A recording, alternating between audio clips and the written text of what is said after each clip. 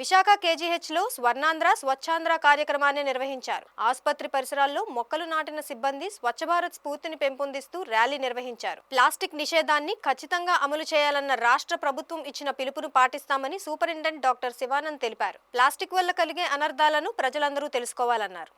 అందరికీ నమస్కారం. ఈరోజు స్వర్ణాంధ్ర స్వచ్ఛాంధ్ర కార్యక్రమాన్ని మన ముఖ్యమంత్రి వర్యులు శ్రీ నారా చంద్రబాబు నాయుడు గారి ఆదేశాల మేరకు నెలలో ప్రతి 3వ శనివారం ఈ స్వచ్ఛాంధ్ర స్వర్ణాంధ్ర కార్యక్రమాన్ని జరుపుకోవడానికి నిశ్చయించారు. సో ఈ కార్యక్రమం ఆల్రెడీ 2 వారాలు కంప్లీట్ అయింది. ఇది 3వ వారం ఒక నినాదంతో రావడం అనేది జరిగింది.